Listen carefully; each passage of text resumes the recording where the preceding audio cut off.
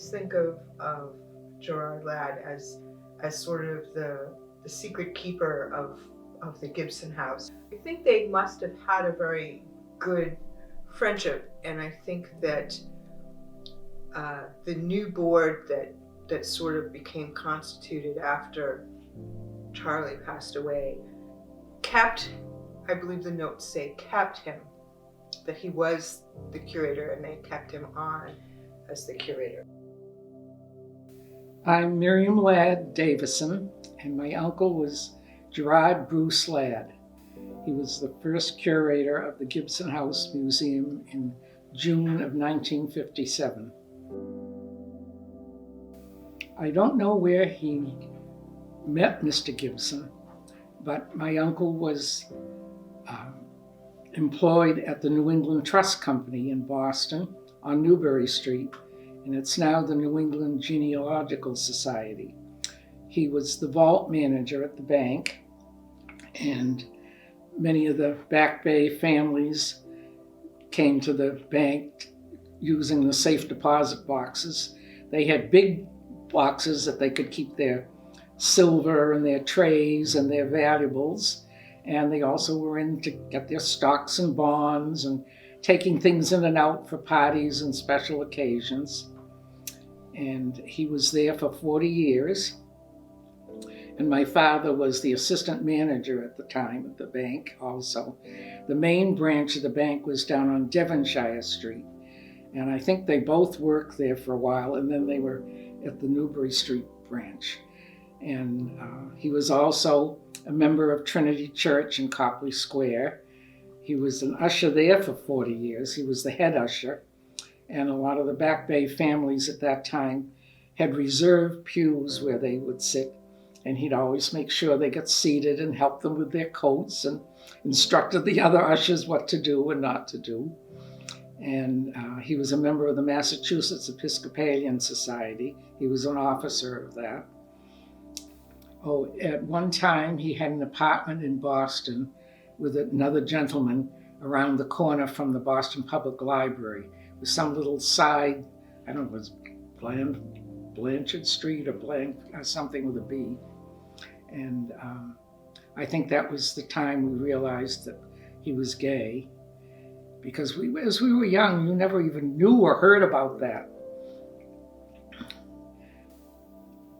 He attended many affairs in Boston, the Pan American Society, and there was a gay 90s pop concert given for the benefit of the Christopher shop.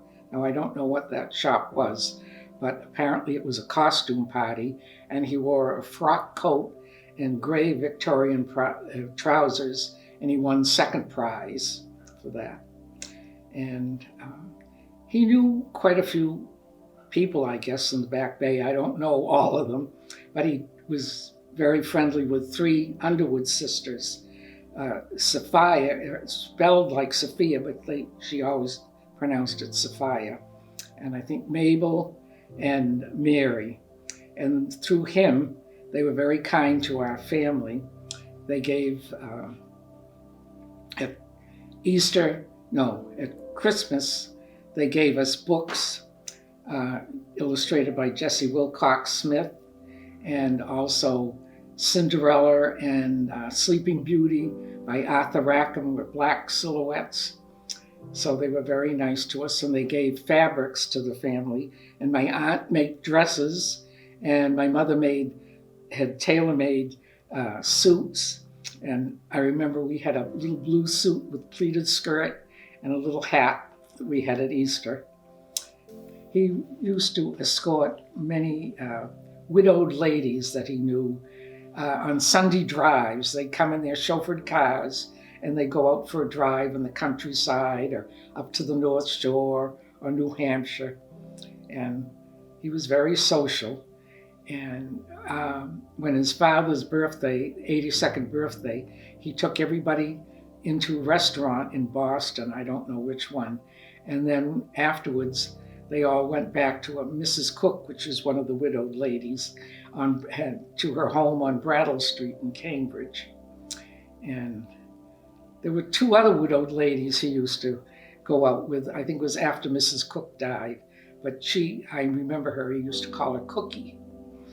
And Emma was his sister, Emma. And he used to take Emma on a vacation to North Pomfret, Vermont every summer. And they'd stay at a farm, and they enjoyed the home cooking and the fresh air and the countryside. And he was very generous to the family. He'd go to S.S. Pierce and he'd buy all these little jams and jellies and things you couldn't find in the regular grocery stores.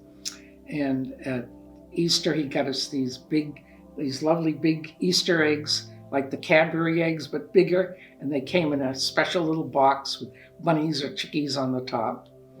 And at Christmas, he always bought plum pudding, and my mother made hard sauce, and that was a treat. Of course, we could only have a little tiny slice because the puddings were so rich. And he also brought Schraft candies home. And I'll also remember he brought these macaroon cookies from Gilchrist. They're about this size, and we just loved those. Well, I always called my uncle Unc. My sister and I called him Unc. And some of his friends called him Jerry.